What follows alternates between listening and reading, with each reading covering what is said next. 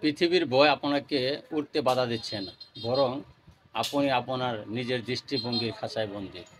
এই দৃষ্টিভঙ্গির খাঁচাকে বদলাতে হলে আপনাকে সাহস নিয়ে এগিয়ে যেতে হবে। আর এই সাহসটা হলো কালেমার সাহস। যার ভিতরে কালেমার শক্তি থাকবে, ইনশাআল্লাহ সে একদিন কামিয়াবি হবে দুনিয়াবি এবং আখেরাতে। আমাদের সবার মনে একই চিন্তা, একই আকাঙ্ক্ষা। আমরা কালেমার পড়তে পড়তে দুনিয়া থেকে বিদায় হতে চাই। আসলে কালিমাটা কি এমনি এমনি মুখে চলে আসবে? কখনো আসবে না। দিনের রাস্তায় কাজ করতে হবে, দিনের দাওয়াত দিতে হবে। দাওয়াতি কাজ করতে করতে একটা সময় আপনার অন্তরে বসে যাবে কালিমার বাক্যটি, যে বাক্যর জন্য আজ আমরা দুনিয়াতে পেরেশান হয়ে আছি। এই যে কালিমার দাওয়াত দেওয়ার জন্য আমরা হন্য হন্য হয়ে ঘুরছি, তাবলিগ করছি। আল্লাহ তাআলা এই কালিমা সবার ভাগ্যে নসিব করে দেয়।